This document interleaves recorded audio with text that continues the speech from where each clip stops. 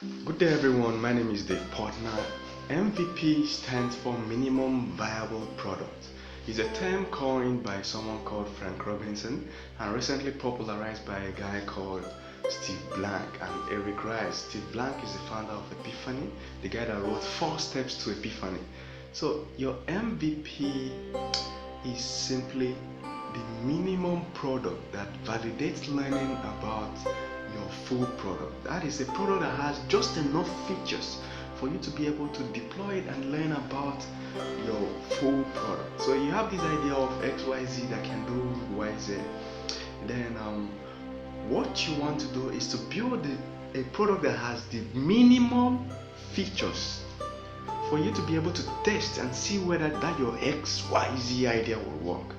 Now, one thing to note about minimum viable products is that the purpose is not to make profit or make sales or anything. The purpose is to learn, to understand if I commit my resources to building this big product, will it succeed?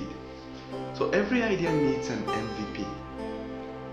Steve Blank called it the minimum feature set.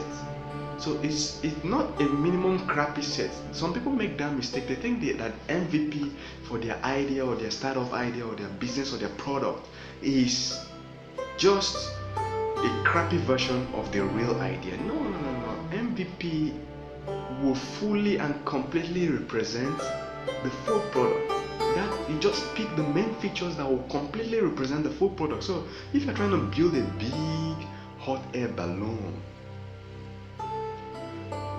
your MVP should be probably a small hot air balloon that uses the method you intend to show or you intend to use in your big product.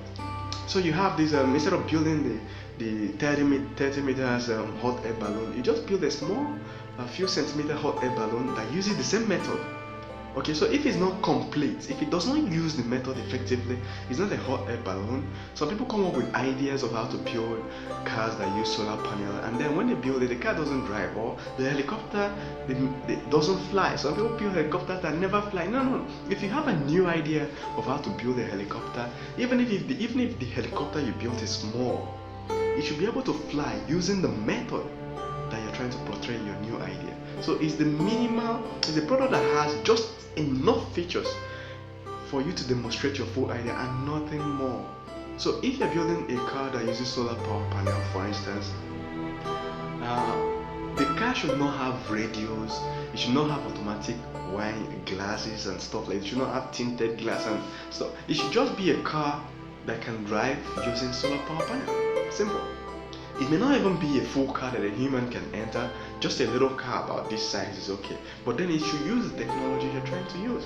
Then the thing about minimum viable product, because it's used for learning, the people that receive it first are usually called early adopters. So you don't just deploy to whole random customers. You deploy to early adopters. If you are going to advertise that application or whatever product, minimum viable product, you target people that are early, that fall into the early adopters category. Now here are some features of people that fall into this category. These are the guys that will give you feedback. Not everybody that uses your product give you feedback. Some people just go through that app and like, wow, they just throw it away once they meet the first obstacle. But these early adopters, once they meet the first obstacle, they actually click on the feedback button and get back to you and say, hey, XYZ button doesn't work, or I don't understand this product. Assuming I was expecting you to build it this way. So that's one feature of the people in the early adopters. Then the other feature is that these people, they are tech savvy. They use the complete product. It's not just about using one feature. You can build a product that so many people will just use one feature for all their life. But in these early adopters, they peruse your app, they go through all your product, they try to use it in every way so that they can get you the right feedback. So minimum viable products are usually deployed to early adopters. Then the next thing about minimum viable product is that it helps validate the ability of the developer to actually build a full product. So if you're coming up with this idea and have an idea of how to get to the moon, build a spacecraft that will get to the moon and back in 2 hours. So people may not believe you, but if you already have an MVP There is no doubt about it again. So once someone, a developer, places an MVP on the table, it reduces all the talk they have to do with the investor, because MVP is about learning. If you build your MVP and you already gone to the market, to your early adopters, and you now have numbers, those numbers are statistics. See, if you have your MVP and you have your statistics, here is the secret: there is no investor that will argue with you again, because they can see numbers. Hey, we deployed 30 products in the market and this is what we got, and this that XYZ. The investor can, even if you are lame and you are not able to pitch, the investor can decide just by looking at the statistics and the MVP whether they can invest. So the MVP is used to validate the ability of the developer to build the product. Then the next thing is that the MVP helps to learn more about the full product with minimal resources. So you actually build this MVP instead of wasting your whole capital and eventually learning that users don't like this color of product, they like red instead of white in this product. You build an MVP and deploy, and then you get your learning with minimal resources.